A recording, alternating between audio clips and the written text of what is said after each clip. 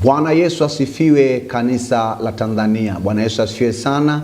Bwana Yesu asifiwe sana, watoto na watumishi wa Mungu.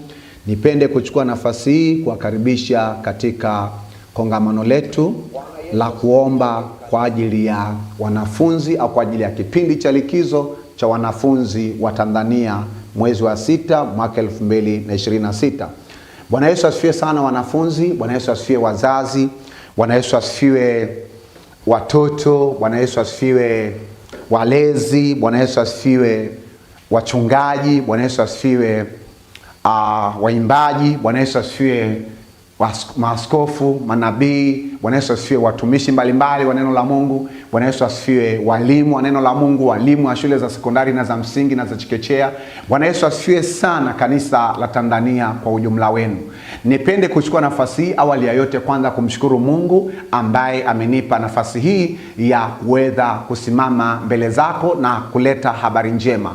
Mimi kwa majina naitwa Ole Njolai. Namshukuru Mungu ambaye amenipa kipawa cha ualimu. Katika ukisoma Waefeso 4 Waefeso 4 mstari wa 11 inasema na Bwana na wengine, manake na Bwana akawafanya wengine kuwa mitume, wengine kuwa manabii, wengine kuwa wachungaji, wengine kuwa walimu na wengine kuwa wainjilisti. Kwa hiyo wito wetu sisi katika mwili wa Kristo ni huduma ya ualimu. Siko peke yangu katika maono haya makubwa ya kufundisha kwa kutumia vifaa vya electronics, mitandao ya kijamii na teknolojia ya internet, lakini niko pamoja na mke wangu mpenzi, jina lake anaitwa Nekinyo Ole Njolai au anaitwa Joinasi Ole Njolai.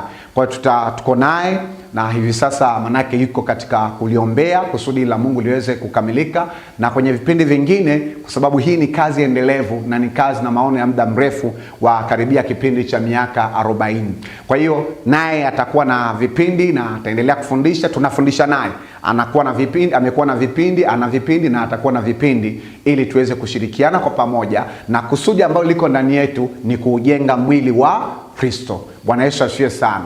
Lakini pende pia kuchukua nafasi hii kukaribisha kwenye shule yetu ambayo tunafundisha neno la Mungu kwa kutumia vifaa, manake vifaa vya kidigitali, au kwamba hatuko ana kwa ana na watu tunaowafundisha, iwe wanafunzi, iwe wazazi, iwe watu wazima, manake hatukutani nao ana kwa ana, bali tunafundisha kupitia teknolojia ya vifaa vya electronics utakavyokuwa unatumia wewe kuweza kusoma na uweza kujifunza na kufuatilia ibada na semina mbalimbali na makongamano mbalimbali, mitandao ya kijamii, na tutatumia mitandao ya kijamii mingi sana hata ambaye itakayokuja kugundulika baadaye.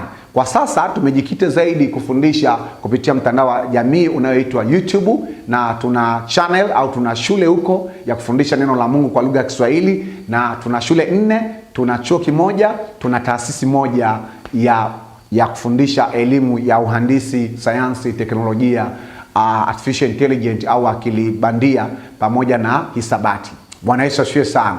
Kwa hiyo nipende kuchukua nafasi hii kukaribisha kwenye shule yetu, lakini pia platform nyingine ninayotumia ni WhatsApp. Kwa hiyo WhatsApp tunatumia kwa ajili ya kufundisha kwa kutumia silaha tofauti tofauti. Kwenye YouTube tutakufundisha kwa njia ya video, kwa njia ya sauti na kwa njia ya maandishi. Na madarasa yetu ni halisi kabisa, ambapo una uwezo wa kuuliza maswali nasi tukakujibu, na Roho Mtakatifu akutusaidia kuweza kujibu. Lakini pia unaweza ukauliza maswali kwa njia tofauti tofauti. Ingekuwa tuko ana kwa ana ungeuliza mubashara, manake bashara, lakini kwa njia hiyo ya WhatsApp unaweza kuuliza swali lako kwa njia ya maandishi, kwa njia ya sauti na pia kwa njia ya video. Lakini kwenye WhatsApp tunapanua wigo, tunaweza kushare notes pia, mbali ya kuwa na kushare ratiba pamoja na video mbalimbali. Kwa hiyo hakikisha ukitaka kujiunga au soka, ninakuomba sana ujiunge kwenye makundi yetu ya WhatsApp au makusanyiko yetu ya WhatsApp kupitia namba hii hapa 0759745331 0759745331, na andika tu ujumbe mfupi kwenye WhatsApp. Ni namba ambayo iko kwenye WhatsApp au kwenye message ya kawaida. Bwana Yesu asifiwe sana. Kwenye YouTube naomba nikukaribishe, napenda kukaribisha katika shule yetu inaitwa Ufalme wa Mbinguni. Ufalme wa Mbinguni uje Tanzania kwenye mabano Ole Njolai N. Na katika shule hii tuna idara kubwa 5. Zitaongezeka kadri Roho Mtakatifu anavyoendelea kuziongeza. Na leo hii tuko kwenye idara ya kongamano la maombi na majibu kwa ajili ya likizo ya wanafunzi Juni 2026. Nitakueleza baadaye juu ya maandishi mengine unayoona hapo, lakini ninapenda sana na napenda nikuombe Kwa njia hii, na unapokuwa mwanafunzi wa shule hii, tutakufundisha namna ya kutengeneza maktaba yako au library yako ya neno la Mungu, ukiongezea maktaba yako labda ya masomo yako ya darasani, ya sekondari, ya shule ya msingi. Una madaftari, una vitabu umevitunza, au chuo kikuu basi, au labda kwenye maisha ya kila siku, kwenye seminars umekuwa ukiandika. Kwa hiyo hii itakusaidia kukupa nidhamu ya kuongeza nini, ya kuongeza, ya kupanua madhabahu, lakini nakupa nidhamu ya kuongeza library yako au maktaba yako. Kwa hiyo tunatamani sana uwe ni mtoto mdogo. Shule hii inafundisha watoto wadogo kabisa, ambaye mwalimu wao anakuwa mwalimu ambao ni mwalimu Nekinyi au mwalimu Joynice, na pia tunafundisha vijana, tunafundisha wanafunzi wa shule ya msingi, sekondari, na pamoja na wanafunzi wa vyuo vya kati, vyuo vikuu, na hata ambao sio wanafunzi lakini watu wazima, wazazi, walezi. Kimsingi manake viungo vya mwili wa Kristo. Bwana Yesu asifiwe sana. Kwa sababu unapokwenda kanisani unakuta kabisa kwamba unaweza kumkuta mtu ana miaka 50 lakini kiroho ana mwaka mmoja. Kiumri wa kuzaliwa na miaka 50 lakini amemjua Mungu ndani ya mwaka mmoja na kaanza kumtumikia. Bwana Yesu asifiwe sana. Kwa hiyo tunakuomba sana uwe na Biblia yako. Hii hapa ndo Biblia yangu mimi, manake hard copy, au uwe na Biblia ambayo inaitwa soft copy kwenye simu yako au kwenye kompyuta yako, lakini uihakikishe kwamba hiyo Biblia, chukua mistari angalau labda tuseme mistari 50 tofauti. Soma kwenye Biblia hii hapa, alafu yakiki kama imeandikwa hivi, kwa sababu kwenye soft copy kuna Biblia ambazo sio hizi, kwa hiyo kuna Biblia ambazo sio sahihi. Bwana Yesu asifiwe sana. Lakini pia uwe na daftari. Kwa maana mimi kama mwalimu wako au kama mwalimu wa zamu leo na daftari langu, na uwe na kalamu.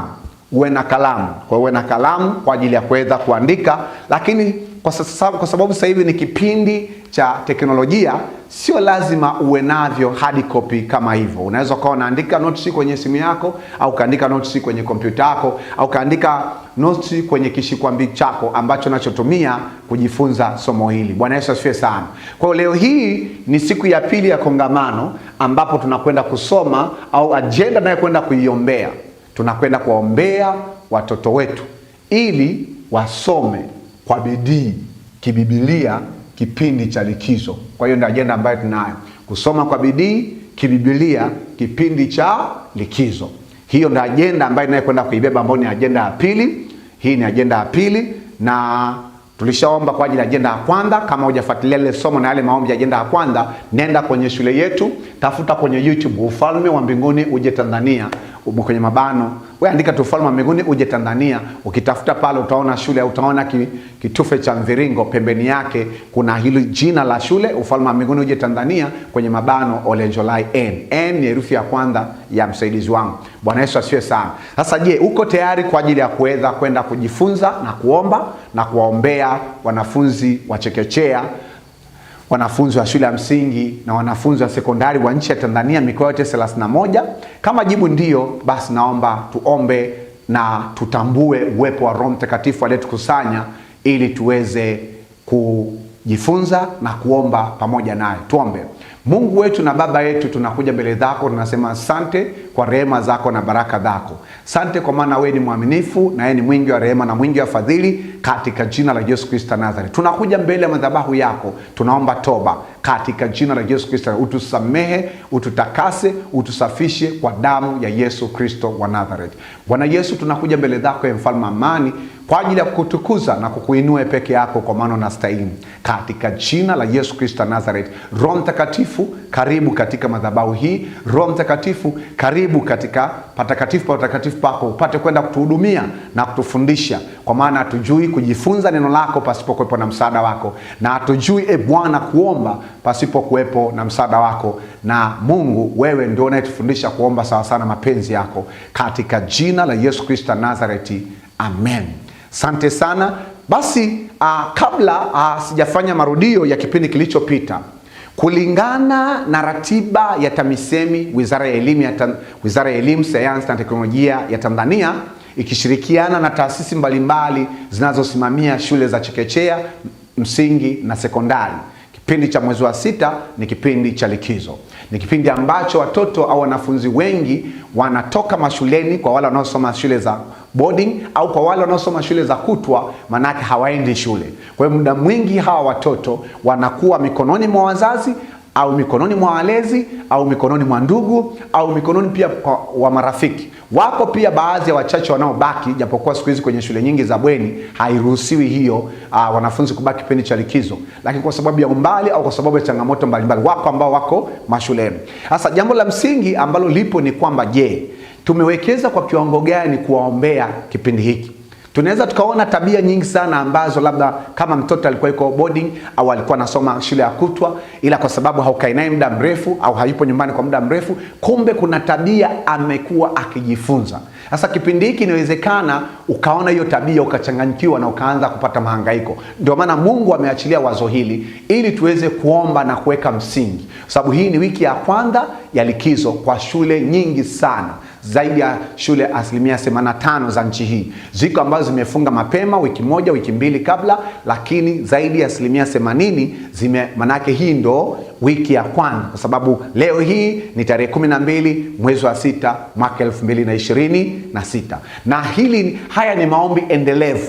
Haya ni maombi endelevu, tutakuwa tunaendelea kuwaombea kipindi chote cha likizo ili kiweze kumpa Mungu sifa na utukufu. Bwana Yesu asifiwe sana. Kumbuka, hii sio huduma ya kidini wala sio huduma ya kizehebu. Hii ni huduma inayozungumza na kufundisha habari za ufalme wa mbinguni ambazo zimeelezwa kwenye kitabu cha Mwanzo mpaka Ufunuo. Bwana Yesu asifiwe sana. Sasa chukua daftari lako au chukua kishkwambiko chako au anza kuandika yafuatayo. Hebu tufanye marudio ya siku ya kwanza. Marudio ya kipindi cha kwanza. Kwenye kipindi cha kwanza tulijifunza nini? Kipindi cha kwanza, hili ni kongamano letu la Alpha. Tutakuwa tunaendelea kufanya makongamano haya ya likizo kadri Roho Mtakatifu anavyokuwa anatuongoza. Bwana Yesu asifiwe sana. Hakikisha pia unajisajili ili uweze kupata taarifa punde tunapoachilia video mpya. Marudio ya kipindi cha kwanza. Kwenye kipindi cha kwanza kichwa manake kwamba tulijifunza juu ya utangulizi. Juu ya utangulizi wa nini? Utangulizi wa idara ya nini? Idara ya makongamano. Na kwenye utangulizi huu wa idara ya makongamano ya maombi, idara ya makongamano ya maombi na nini? Maombi na majibu. Kwenye idara hii tulisema neno la msingi linapatikana, tunalipata kwenye Mambo ya Nyakati. Kwenye Mambo ya Nyakati, Mambo ya Nyakati ngapi? Tulianza kusoma Nyakati sura ya 6 mstari wa 12 mpaka wa 14, lakini tukaenda pia Mambo ya Nyakati sura ya 7 mstari wa 14 mpaka wa ngapi? Mpaka wa 15. Kwa hiyo huu ndo msingi. Kwa hiyo manake hata tunasema kongamano la maombi na majibu kwa ajili ya likizo. Kwa hiyo tunapozungumzia idara hii ndo neno la msingi. Kwenye Mambo ya Nyakati wa pili sura ya 6 mstari wa 12 mpaka wa 14, tunaona kulikuwepo na kusanyiko kubwa. Kusanyiko kubwa la nani?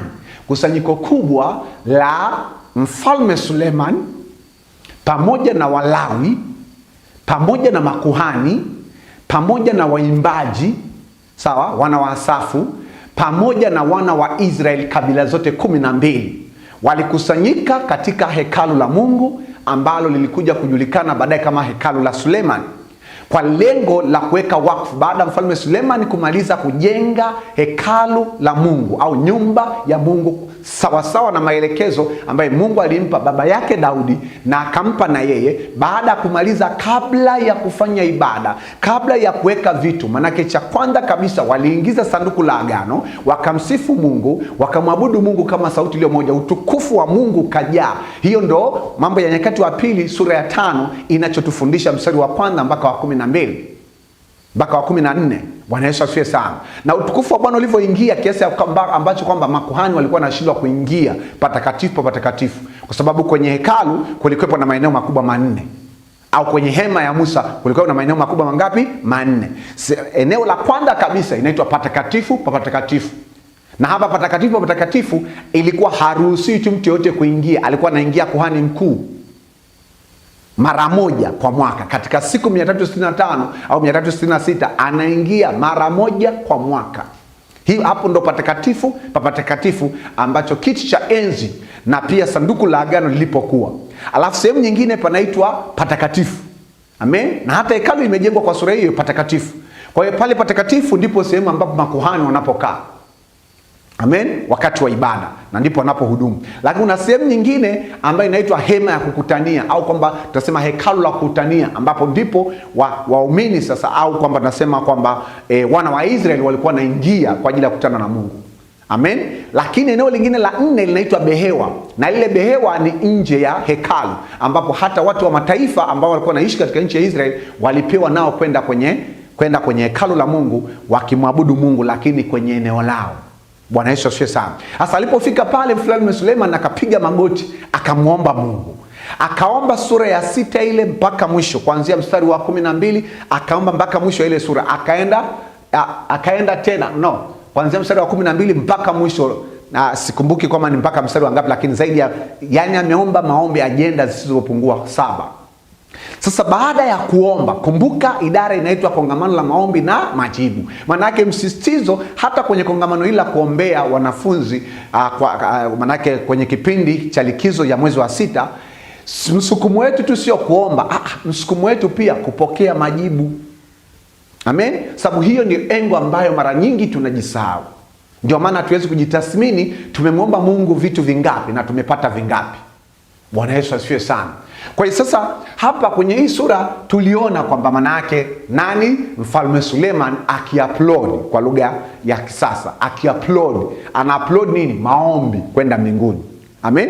Alafu tulipoenda kwenye Mambo ya Nyakati wa Pili sura ya 7 mstari wa 14 mpaka 15, tuliona sasa Mungu naye akadownload, akashuka, akatoa masharti yake na maelekezo yake. Na kwenye hii mistari miwili tuliweza kuchambua kwamba ndani yake kuna vitu 11 vimejificha ambavyo kila mwanafunzi anatakiwa kufahamu na kila mtumishi wa Mungu anatakiwa kuifahamu. Ikiwa watu wangu walioitwa kwa jina langu, alafu watajinyenyekeza, alafu na kuomba, alafu kuziacha njia zao mbaya, nami nitafanyaje? Nitasikia kutoka mbinguni, nitasamehe dhambi zao na kuiponya nchi yao. Na sasa macho yangu yatatazama mahali hapa na masikio yangu yatasikia maombi ya watu ambao mahali hapa. Bwana Yesu asifiwe sana. Lakini jambo lingine ambalo tuliweza kujifunza kwenye hii siku ya kwanza ni agenda ya kwanza A. Agenda ya kwanza A ilikuwa ni agenda ya toba, ambapo tulisimama kwenye Mathayo, alisimamia neno la Mathayo 4:17, ambapo Yesu alipoanza kutuambia tutubu kwa maana ufalme wa mbinguni umekaribia, pamoja na mistari mingine.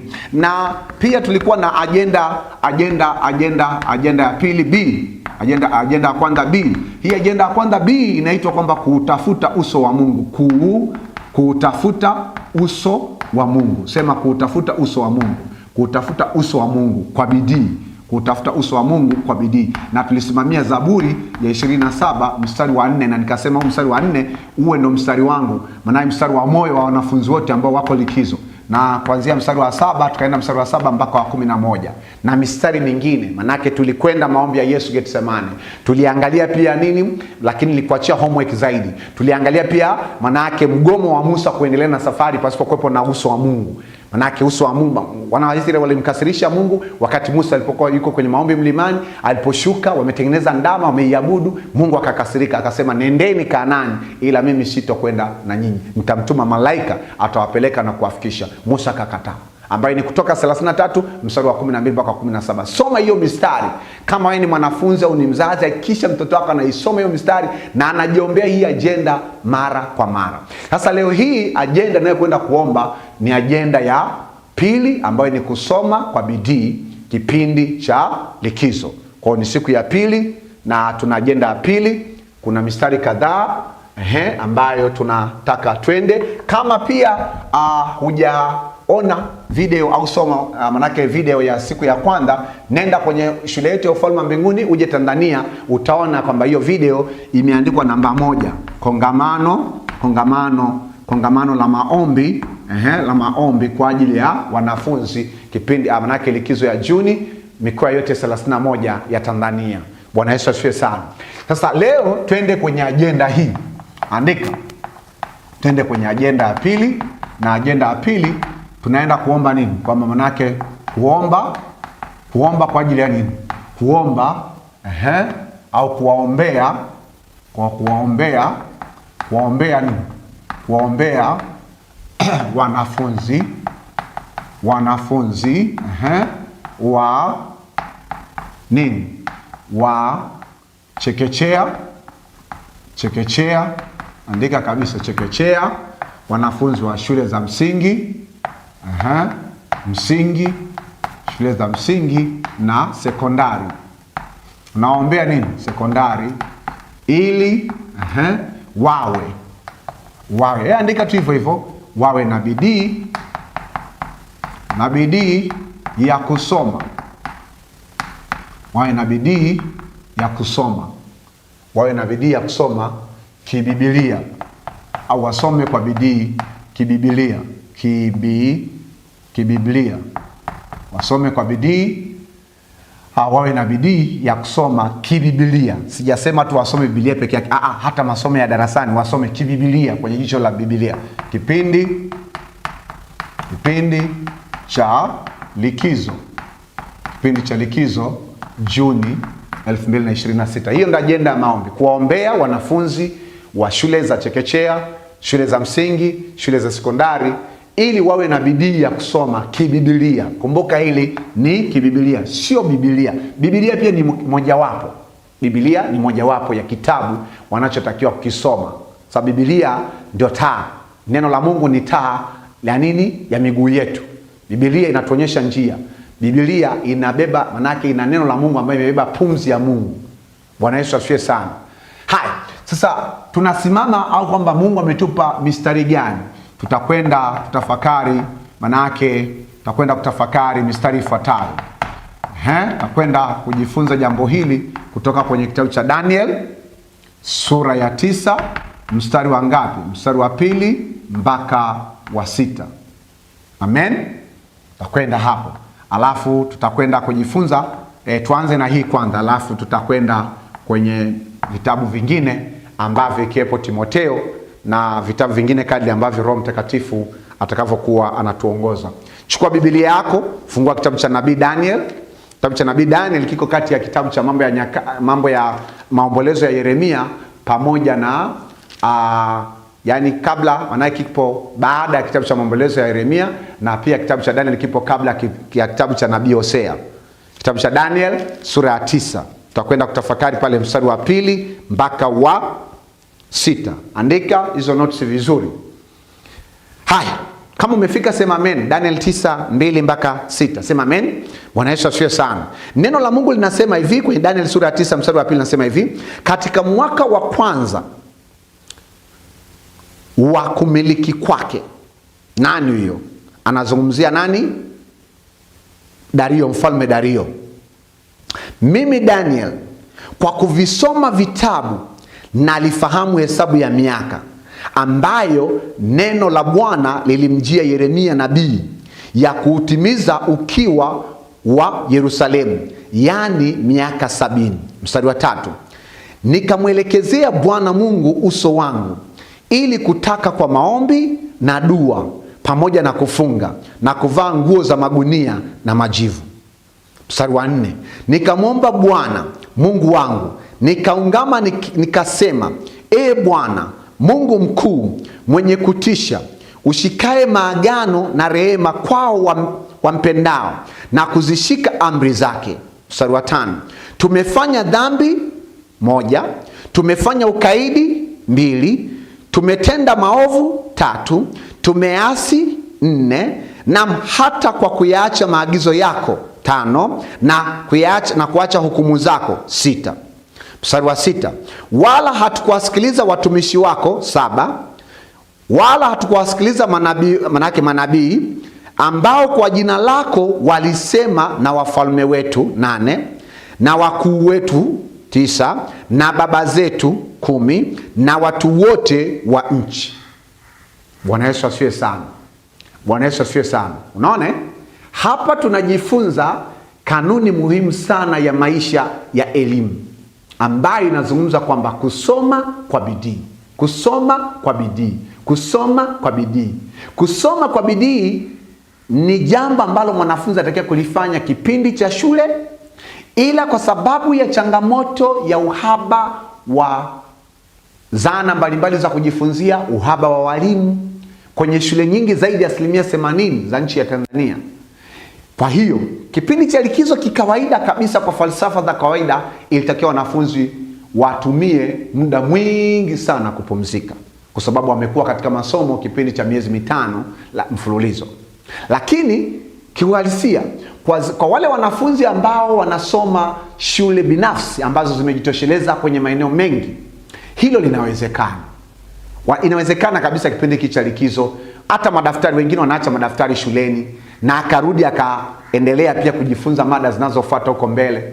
Sasa unachokuja kujikuta ni kwamba katika shule nyingi ukitumia kanuni hiyo kama kipindi cha likizo ni cha kupumzika, kwanza mwanafunzi anasahau zile topiki, zile mada zote au zile sura zote au topiki zote alizofundisha kipindi cha miezi 5, lakini pia anakuwa kipofu, anavurudi shuleni hajui anatakiwa kujifunza mada ipi ya mwezi wa 7, mwezi wa 8, mwezi wa 9, mwezi wa 10, mwezi wa 11. Ikifika mwezi wa 12 unadai ripoti. Unasikitika kabisa kwamba kwa nini mwanangu ameshuka? Hapana. Ameshuka kwa sababu kuna mahali na kuna muda ambaye alikuwa na muda mwingi wa kuwa na uhuru binafsi wa kusoma na kukadhana, hakuweza kuutumia. Bwana Yesu asifiwe sana. Kwa watu wazima ambao wamepita kwenye fani ya elimu, wanaelewa kabisa ninachokuwa nakisema. Amen. Sasa hapa tukirudi kwenye Daniel, tunaona Daniel alikuwa nabii. Ondoa jina la Daniel, weka jina la mwanafunzi wa chekechea, weka jina la mwanafunzi wa shule ya msingi, weka jina la mwanafunzi wa sekondari, weka jina lake kama Olenjolai, kama Nekinyi, kama Esther, weka jina lake kama Mage, weka jina lako hapo. Amen. Kama John, Matayo na kadhalika. Sasa Daniel alifanya bidii ya kuvisoma vitabu. Kuvisoma vitabu gani?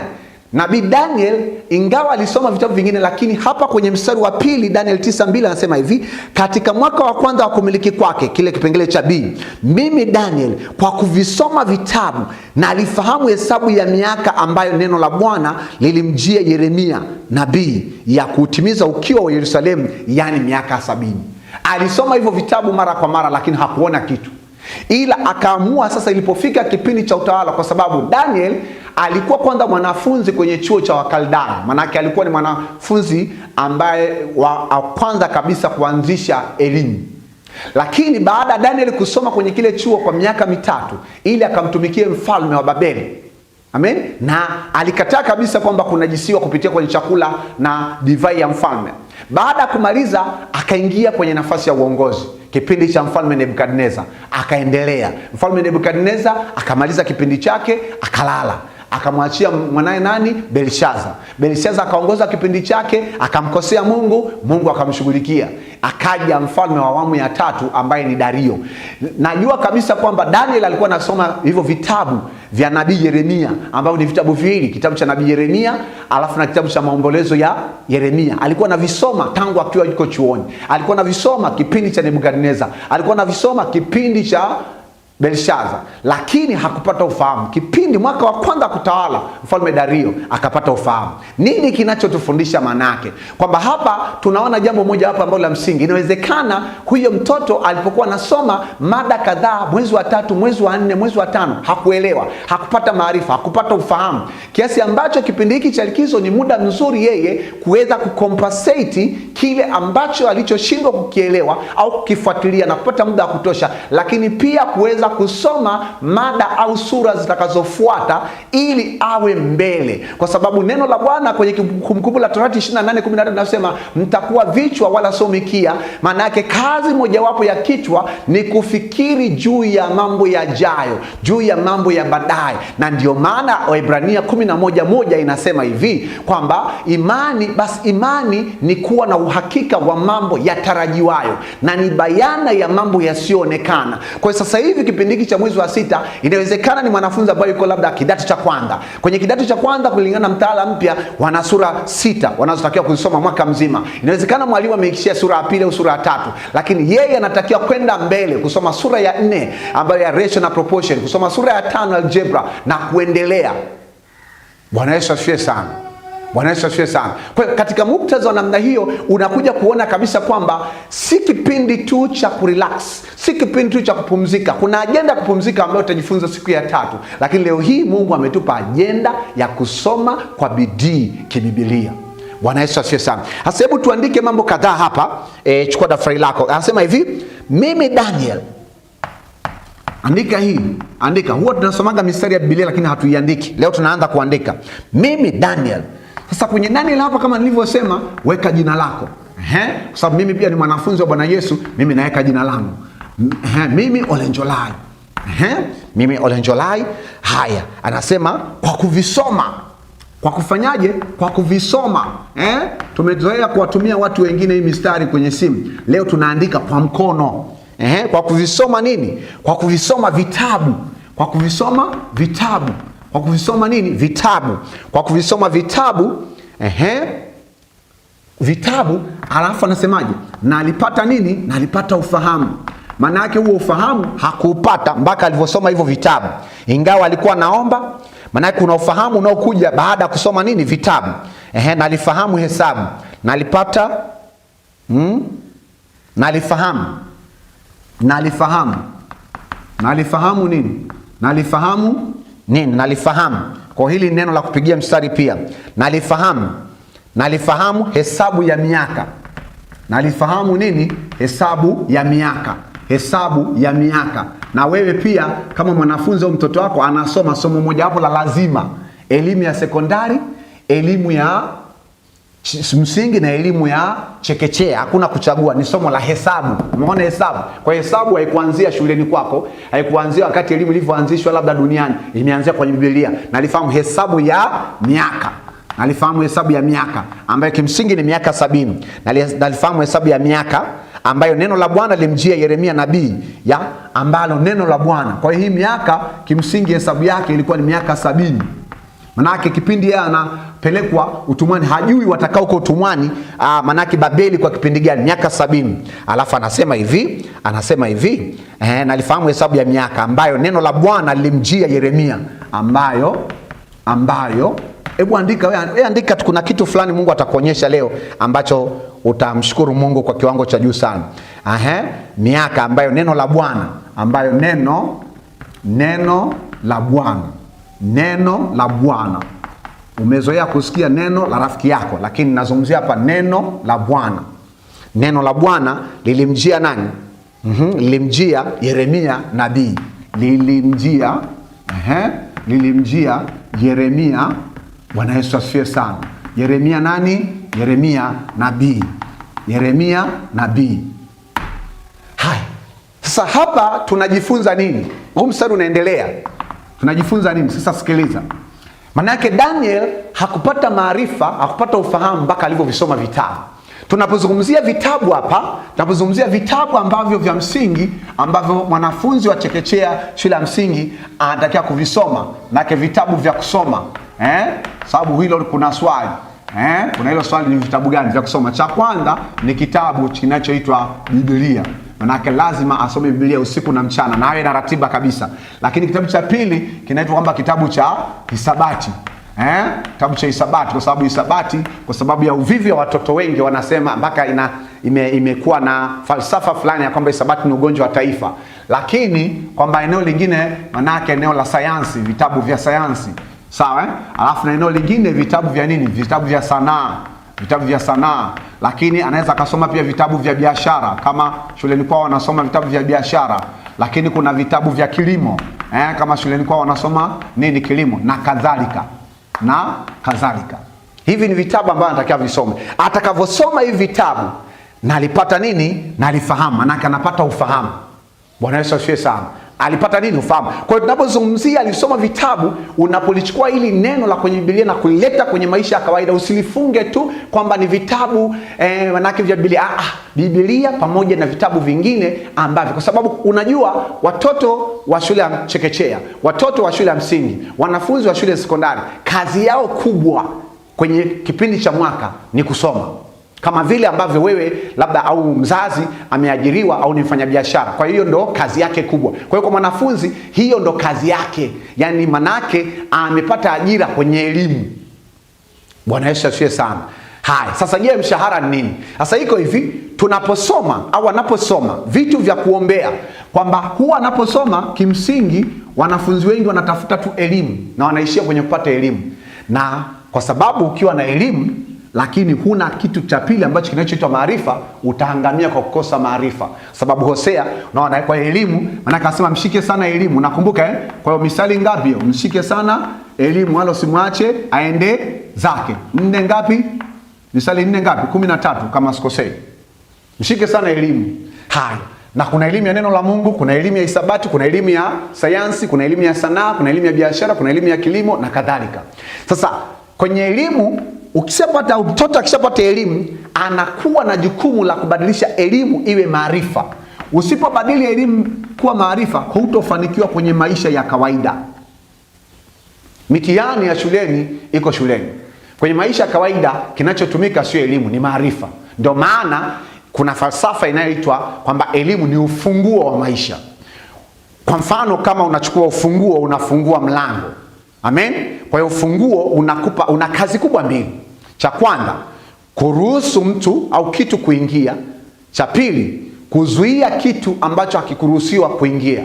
Kwa hiyo kazi ya funguo ni kufunga na kufungua. Kwa kama elimu ni ufunguo wa maisha, manake inakufungulia maisha. Sasa ufunguo hauhusiki na swala la jikoni kwamba utaenda utapika. Ufunguo hauhusiki na mambo ya kitanda ambayo kiko ndani ya hicho chumba, hiyo nyumba. Ufunguo hauhusiki na watu, hauhusiki na afya yako. Ufunguo hauhusiki na hela.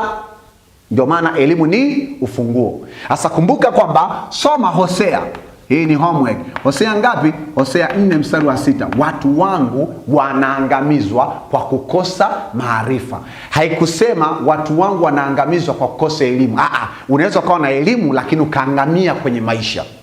Kwa hiyo hii ni ajenda ambayo inatakiwa tuiombee kweli kweli. Sasa maarifa pia peke yake, ukishakuwa na elimu na maarifa haitoshi. Lazima, kwa sababu maarifa tunaita ni taarifa. Nini maana maarifa? Kwa neno fupi, maarifa ni taarifa. Sema taarifa, information kwa lugha ya Kiingereza.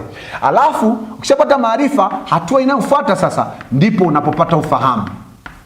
Lazima uhakikishe hizo taarifa unazifahamu, ufahamu ambayo kwa Kiingereza inaita nini? Understanding au comprehension.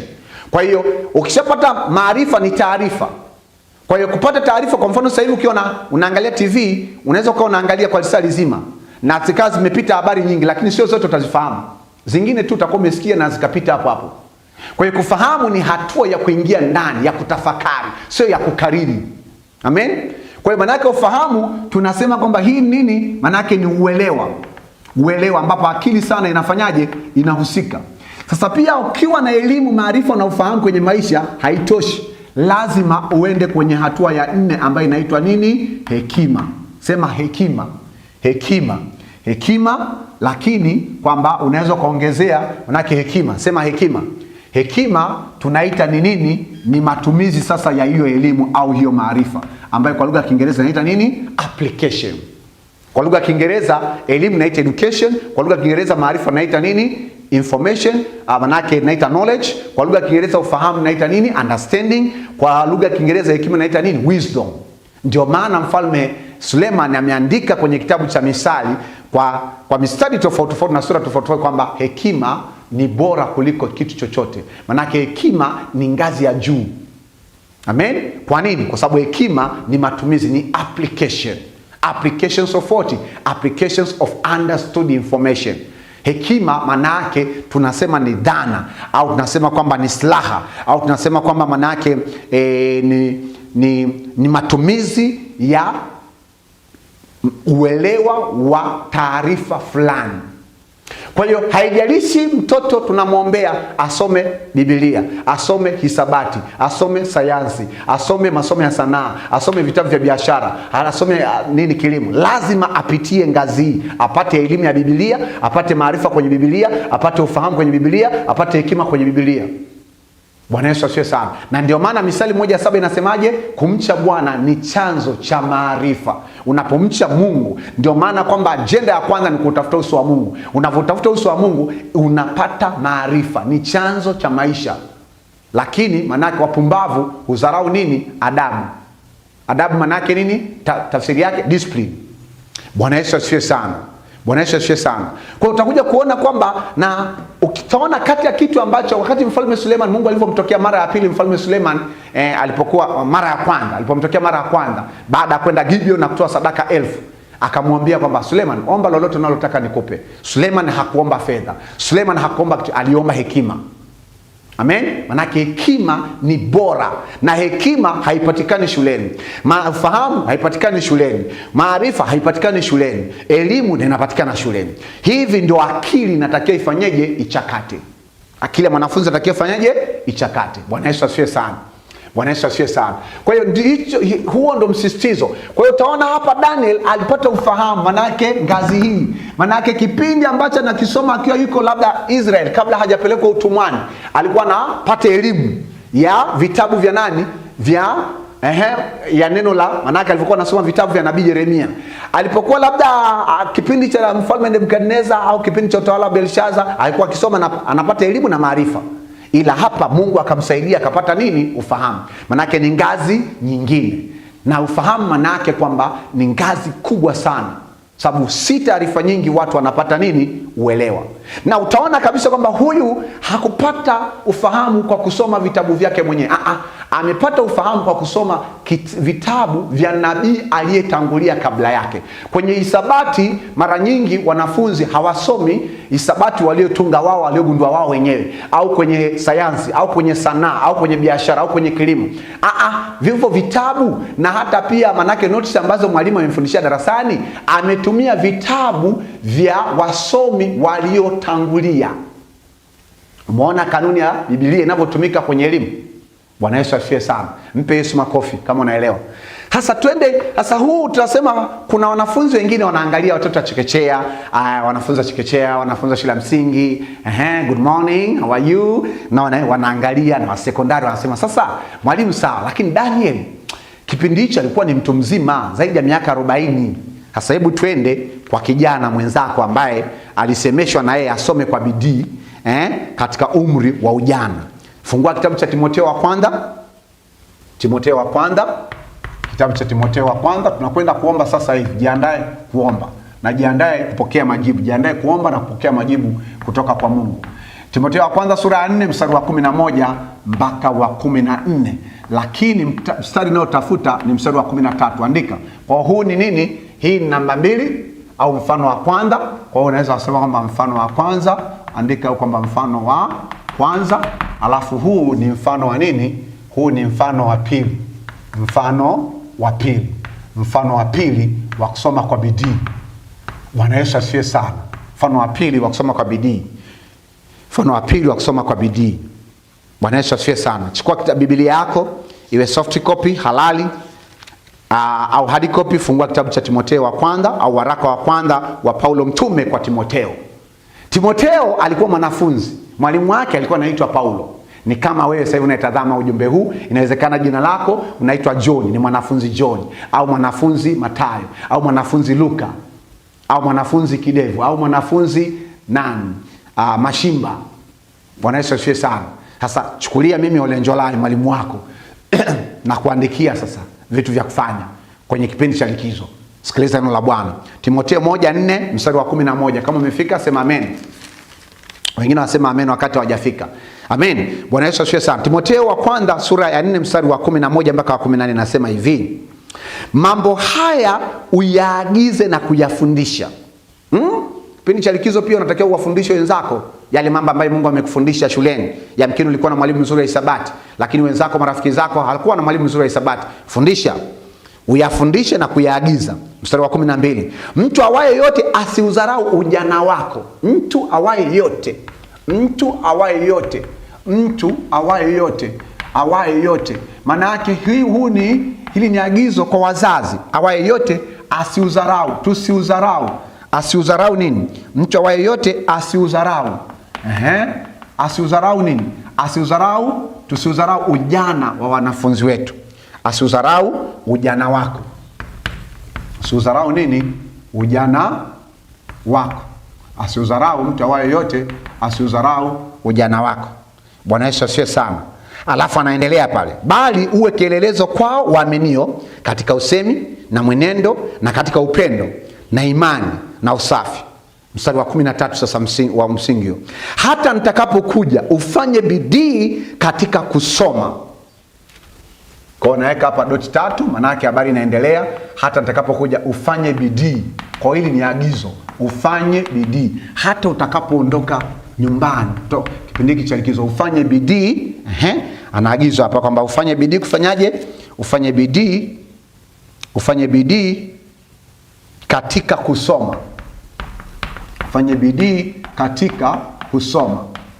Katika kusoma. Katika kusoma. Ufanye bidii katika kusoma. Kwanza hapa ujana, pigia mstari, ufanye bidii. Ufanye bidii katika nini? Kusoma. Alafu nini? Na kuonya na kufundisha. Mstari wa 14, usiache kuitumia karama ile iliyomo ndani yako uliopewa kwa unabii na kwa kuwekewa mikono ya wazee. Bwana Yesu asifiwe sana. Hebu andika alafu tutafakari. Umeona hapa Kwa hiyo hii inaendelea pia, lakini hapa tufunge funga semi. Kwa hiyo unaona kabisa kwamba Mtume Paulo anamwandikia mwanafunzi wake au mwalimu Paulo, sababu Paulo alikuwa na tenki 3. Alikuwa na wito wa aina 3. Paulo aliitwa kwenye nafasi ya mtume, Paulo aliitwa kwenye nafasi ya mwinjilisti, na Paulo aliitwa kwenye nafasi ya mwalimu. Soma kitabu cha Timotheo, Timotheo wa kwanza wa pili, utaona hiyo habari jinsi ambavyo anavyosema mwenyewe kwamba Mungu aliniita kuwa mtume, kuwa mwalimu na kuwa mwinjilisti. Sasa huyu kijana wake au mwanafunzi wake, wito uliokuwepo ndani yake Timotheo ni wa injilisti na ualimu. Kumbuka pia katika watoto ambao tunao, wako ambao Mungu ameweka kipawa cha ualimu, kipawa cha injilisti, kipawa cha kumtumikia Mungu, kipawa cha udaktari, kipawa cha uhandisi, kipawa cha mfanyabiashara, kipawa cha elimu ya fedha au kipawa cha manake cha utunzaji wa fedha. Bwana Yesu asifiwe sana. Kipawa cha ubunifu, kipawa cha usayansi, kipawa cha... Kwa hiyo kuna vipawa vingi tunavyovilea. Amen. Sasa nasema hivi, mtu yoyote asiudharau ujana wako. Kwa hiyo maana yake huu waraka aliandikiwa wakati Timotheo akiwa kijana. Maana yake akiwa na miaka 14 au miaka 15 au miaka 16. Lakini pia ni kuachie homework au ni kuachie kazi ya nyumbani. Kazi ya nyumbani ya kuendelea kuimarisha, kwa sababu vijana wengi wanasema kwamba kwenye Biblia bwana hakuna habari zinazonihusu mimi. Kazi ya nyumbani. Bwana Yesu asifiwe sana. Ambayo ndio hii hapa. Soma Yeremia sura ya 1 mstari wa 4 mpaka wa 10. Lakini 2, soma pia hapo utaona mtoto mwingine. Sawa? Sababu huyu alikuwa ni mtoto. Kuna ujana, kuna mtoto, kuna mtu mzima. Alafu pia soma kitabu cha Mambo ya Nyakati wa Pili. Mambo ya Nyakati wa Pili, sura ya 34 mstari wa 1 mpaka wa 10. Utakutana hapa na mtoto anaitwa Yosia, mfalme Yosia, ambaye alipakwa mafuta akiwa na miaka 8. Akiwa na miaka 8 akakabidhiwa kutawala nchi. Je, wewe sasa hivi ukiwa na miaka 8 tukikabidhi Tanzania unaweza kuitawala? Ndio maana kuna raha ya kutafakari neno la Mungu, na kuna utajiri mkubwa ambao huwezi kupata mahali popote isipokuwa kwa Mungu. Bwana Yesu asifiwe sana. Ninaamini kabisa umeona iko mistari mingi sana ambayo inaonyesha au inatufundisha. Pia ni kuachia hapa, Roho Mtakatifu ananiambia namba 3 kwa ajili ya hii kwamba tumia, manake soma namba 3, swali la 3 au kazi ya 3. Soma Yoshua. Wewe soma tu Yoshua sura ya 1, soma kuanzia mstari wa 5 mpaka wa 9, lakini zingatia sana mstari wa 8 ambaye Mungu alikuwa anamwambia kitabu hiki cha Torati, ondoa neno kitabu hiki cha Torati au ondoa neno Torati, andika kitabu hiki cha Biblia takatifu, kisiondoke kinywani mwako, bali yatafakari maneno yake usiku na mchana, ili upate kutenda sawa sana aliyeandikwa humo. Sawa? Ndipo utakapofanikiwa sana, na ndipo utakapostawi katika njia unayoiendea. Unataka kustawi kipindi hiki cha likizo, jambo mojawapo, weka mkakati, weka ratiba, tenga tu angalau dakika 30 mchana na dakika 30 usiku, soma neno la Mungu. Soma tu, soma hata kama unaogopa Agano la Kale umelisoma hujaelewa, soma, omba Roho Mtakatifu. Roho Mtakatifu, naomba unifundishe neno lako. Kwa sababu Roho Mtakatifu ni mwalimu wa pekee na ambaye yuko karibu na wewe kuliko mwalimu mwingine yoyote au mchungaji mwingine au mwinjilisti mwingine au mzazi wako. Bwana Yesu asifiwe sana. Sasa naomba twende tukaombe. Kipindi tunaingia katika kipindi cha kuomba. Tumejifunza, ninaamini kabisa kwamba Roho Mtakatifu amefunua ajenda hii ndani ya moyo wako, na umeona kabisa kwamba sio ajenda ambayo tumeishikilia. Tumekuwa sisi kama wazazi, walezi, walimu, wamiliki wa shule, sawa, viongozi, tumekuwa tunadai matokeo ya kutaka kuona wanafunzi wetu au watoto wetu wanafanya vizuri kwenye mitihani, wakati hatujawekeza kwenye kitu gani? Hatujawekeza katika maombi na katika kutengeneza hayo matokeo mazuri tunayotaka kuona wanayo. Bwana Yesu asifiwe sana. Bwana Yesu asifiwe sana. Haleluya. Haleluya. Basi twende mbele za Mungu tuombe. Mungu wetu na Baba yetu, tunakuja mbele zako, tunasema asante kwa ajili ya kipindi hiki ambacho umetufundisha juu ya ajenda muhimu ya kusoma kwa bidii kiBiblia. Kabla ya kuja na hiyo ajenda, tunakuja na ajenda ya kwanza ambayo ndio ufunguo wa kuingia na kukisogelea kiti cha enzi ambacho Mungu, kiti chako cha enzi kimezungukwa na wenye uhai wanne. Kimezungukwa na wazee 24 Bwana. Kiti chako cha enzi Mungu kimetukuka sana, kimezungukwa na maserafi. Kiti chako cha enzi Mungu katika jina la Yesu Kristo Nazareti kimezungukwa Bwana na makerubi, na kimezungukwa na malaika 1000 mara 1000 mara 1000 mara 1000. Mungu, tunakisogelea kiti chako cha rehema kwa imani. Tunaomba toba kwa ajili yetu, kabla ya kuwaombea hawa watoto, kabla ya kuwaombea wanafunzi wa chekechea, wanafunzi wa sekondari na shule ya msingi. Tunajiweka wakfu mbele zako Mungu. Tazama kama kuna dhambi, kuna uovu, kuna makosa, kuna maasi ambayo shetani ametushtaki mbele zako, kiasi ambacho hatuna uhuru na hatuna nafasi na hatuna mamlaka ya kuingia patakatifu pako kwa ajili ya kuleta ajenda hii na upate kusikia na kujibu kutoka mbinguni. Mungu tusamehe. Mungu tunaomba toba, tusamehe na uturehemu na utubadilishe Mungu, na kutupa nguvu za Roho Mtakatifu ili tupate kuishinda dhambi. Mungu, nakuja mbele zako kwenye nafasi ya ukuhani. Ninaomba toba kwa ajili ya wanafunzi wote wa nchi hii, mikoa yote 31, kwa ajili ya Bwana wanafunzi wa shule za chekechea, shule za msingi, shule za sekondari. Naomba toba kwa ajili ya wanafunzi wa shule za chekechea, msingi na sekondari katika jiji na makao makuu ya nchi ya Tanzania ya Dodoma. Ninaomba toba kwa ajili ya Mungu katika jina la Yesu Kristo Nazareti, kwa ajili ya wanafunzi wote wa chekechea, wa shule za msingi na wa shule Bwana na shule za sekondari, ambaye Mungu kwa hivi sasa wako kwenye kanda ya mashariki mwa Tanzania, ambaye ni mkoa wa Morogoro, mkoa wa Pwani, mkoa wa Dar es Salaam, mkoa wa Tanga, kisiwa cha Pemba, kisiwa cha Unguja, kisiwa cha Mafia, katika jina la Yesu Kristo Nazareti. Sikia kutoka huko mbinguni na usamehe na usahau. Samehe dhambi zao, samehe maovu yao, samehe makosa yao, samehe uasi wao katika jina la Yesu Kristo Nazareti. Mungu, ninakuja mbele zako katika damu ya Yesu Kristo Nazareti. Ninaomba toba kwa ajili ya wanafunzi wa shule za chekechea, msingi, sekondari katika kanda ya kaskazini ya nchi ya Tanzania, ambaye ndani yake kuna mkoa wa Manyara, mkoa wa Kilimanjaro na mkoa wa Arusha. Katika jina la Yesu Kristo Nazareti, pita katika hiyo mikoa na Mungu achilia msamaha, tangaza msamaha ndani ya mioyo yao, na wapate kujisamehe na kusahau kama wewe unavyosamehe na kusahau, kwa sababu unavyosamehe haukumbuki tena dhambi zetu, haukumbuki tena maovu yetu, haukumbuki tena makosa yetu. Ndio maana umesema kwenye Isaya, wewe unasamehe dhambi kwa ajili yako mwenyewe, wala sio kwa ajili yetu. Na hata pale msalabani, wakati ulivyobeba msalaba ukateswa, Bwana, ni kwa ajili ya kutuokoa kutoka kwenye dhambi ya asili, katika jina la Yesu Kristo Nazareti. Ninasimama na Danieli sura ya 9 mstari wa 2 mpaka wa 6, Mungu, ambapo Mungu umetufundisha namna ya kuomba toba kwa ajili ya watu wengine, katika jina la Yesu Kristo. Naomba toba kwa ajili ya wanafunzi wa shule za chekechea, msingi na sekondari katika kanda ya Ziwa Victoria, ambapo ndani yake wako wanafunzi kwenye mkoa Mara, wako wanafunzi hao. Ninaomba toba kwa ajili yao. Wako kwenye mkoa Mwanza, wako wanafunzi hao, Bwana. Naomba toba kwa ajili yao. Mkoa Simiu, wako wanafunzi wako. Naomba toba kwa ajili yao. Kwenye mkoa Shinyanga, wako wanafunzi wako. Naomba toba kwa ajili yao, Bwana. Kwenye mkoa Kagera, wako wanafunzi wako. Naomba toba kwa ajili yao, Mfalme Amani. Kwenye mkoa Geita, wako maelfu na maelfu ya wanafunzi wako ngazi ya chekechea, msingi na sekondari. Mungu, ninaomba uwasamehe na kuwarehemu katika jina la Yesu Kristo Nazareti. Ninakuja mbele zako katika damu ya Yesu Kristo, na naomba toba kwa ajili ya wanafunzi wa chekechea, wanafunzi wa shule za msingi na wa sekondari wa kanda wa kanda ya kusini mwa Tanzania.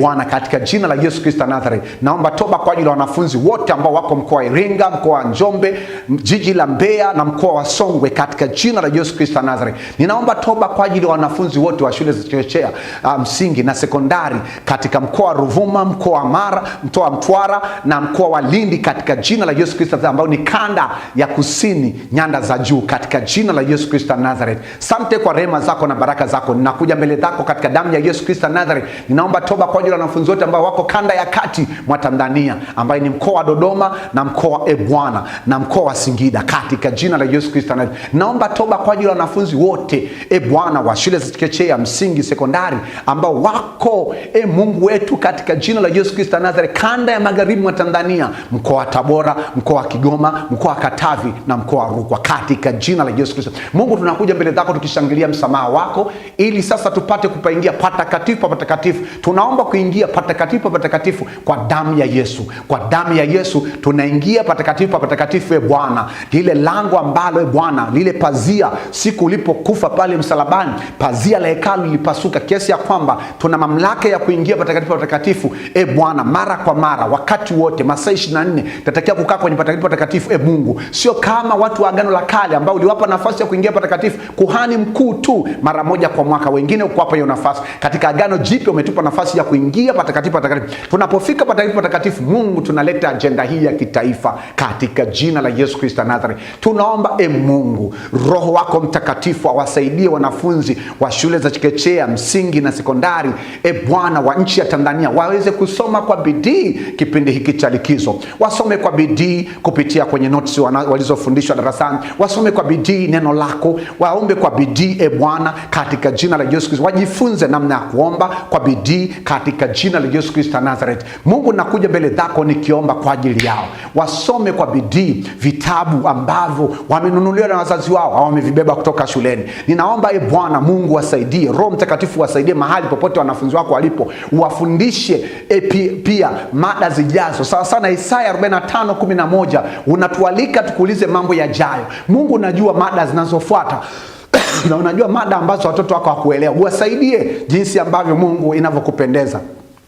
Wafungulie mlango pia na kuwainulia walimu watakaofundisha kipindi hiki cha likizo. Na Mungu, umesema kwenye neno lako elimu nzuri inaanzia nyumbani na inakulia shuleni. Na Mungu, ninaomba upako wako wa kufundisha na upako wako wa ufuatiliaji mfalme amani, na upako wako wa malezi mazuri kutoka kwa wazazi Bwana, uwe juu ya wazazi wa Tanzania na walezi wa nchi ya Tanzania, katika jina la Yesu Kristo Nazareth. Mungu, upako wako upate kwenda kushuka juu yao, wapate kujua na kukuuliza namna ya kuweza kuwalea watoto wako, kwa sababu ndani yao kuna ndoto kubwa uliyoko umeiweka, ambayo shetani anaipiga vita usiku na mchana, katika jina la Yesu Kristo Nazareth. Ninakuja mbele zako Mungu liye hai, ninawaombea Mungu watoto wako bidii ya kusoma somo la hisabati, ngazi ya chekechea, ngazi ya sekondari, ngazi ya shule ya msingi. Hisabati sio ugonjwa wa taifa la Tanzania. Mungu, hisabati ni dhana, hisabati ni somo zuri linalosharpen akili, linalonoa akili, linaloongeza uwezo wa kufikiri, katika jina la Yesu Kristo Nazareth, ambalo liko kwenye mazingira tofauti tofauti, ikiwepo na kwenye neno lako, katika jina la Yesu Kristo.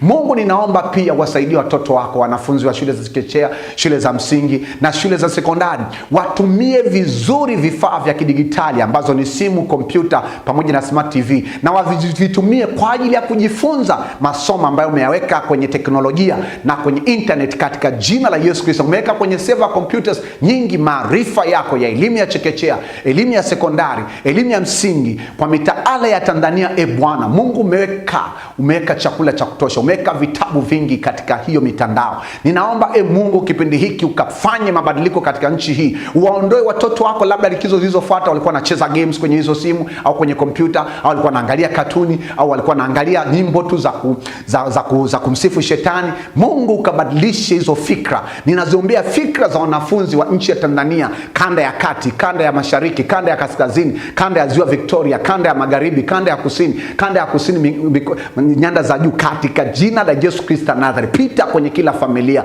Mungu, tazama kila familia ina mtoto Bwana ambaye anayesoma. Inawezekana sio familia hiyo na familia nyingine. Mungu, ninaomba utembelee, ushuke katika nchi ya Tanzania, upite, uangalie na kuwatafuta wanafunzi wako. Hao ndio watumishi wako wa sasa na baadaye. Hao ndio akina Yeremia wa nchi hii ya Tanzania. Hao ndio akina Daniel wa nchi hii ya Tanzania. Hao ndio akina Musa wa nchi hii ya Tanzania, ambao wataitoa nchi hii kutoka hatua moja kwenda kwenye hatua uliyoko umekusudia, katika jina la Yesu Kristo. Na nyinyiza damu ya Yesu Kristo katika akili za wanafunzi wa shule za chekechea wa nchi ya Tanzania na wanafunzi wa shule za sekondari na shule za msingi, katika jina la Yesu Kristo Nazareti.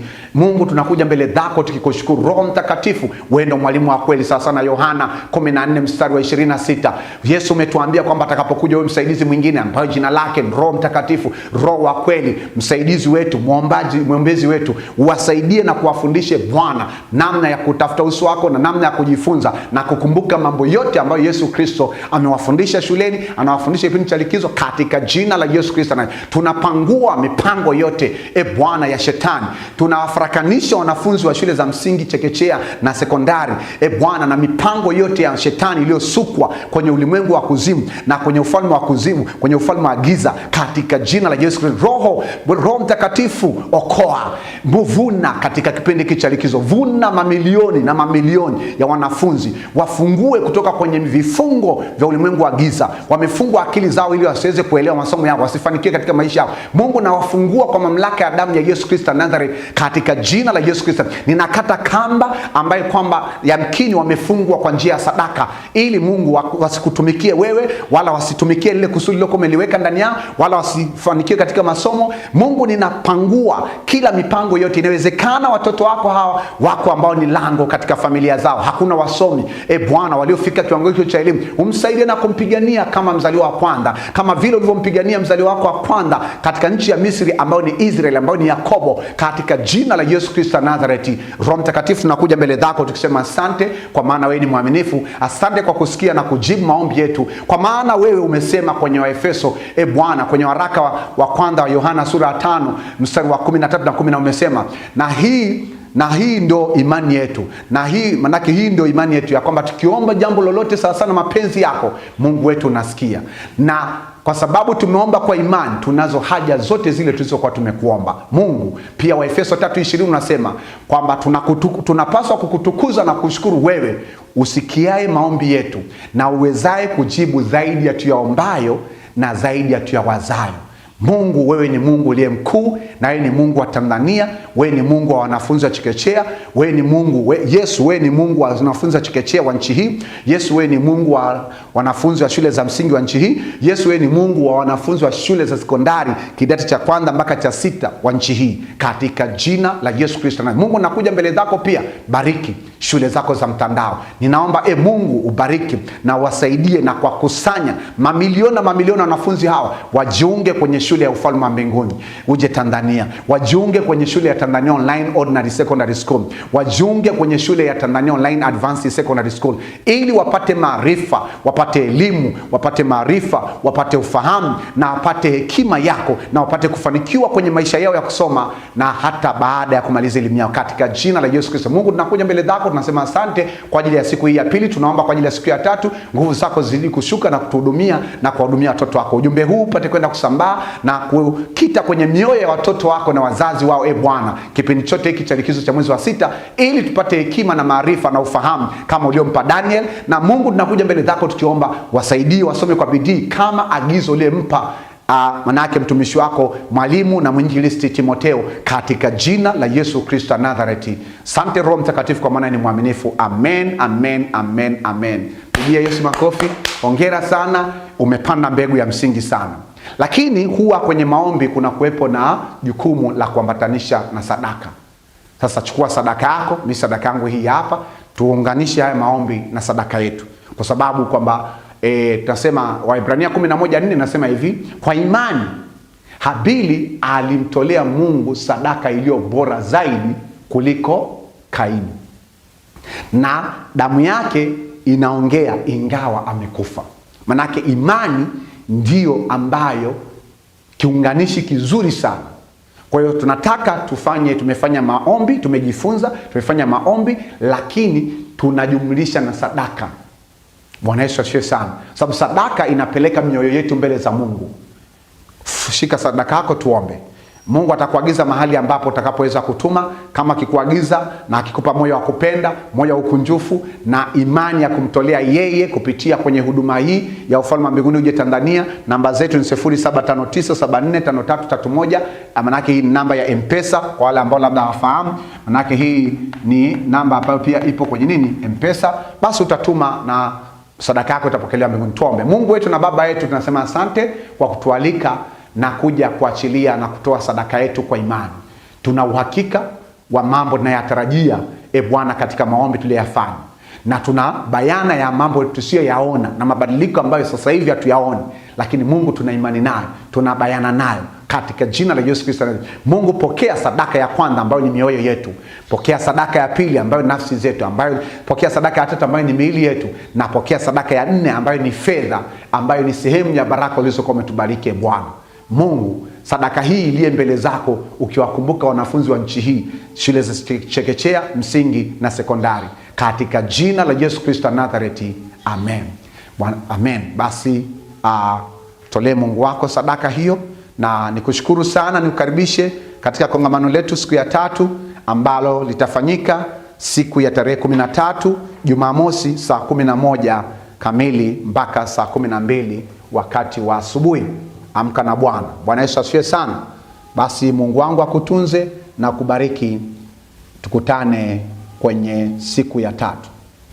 Bye bye.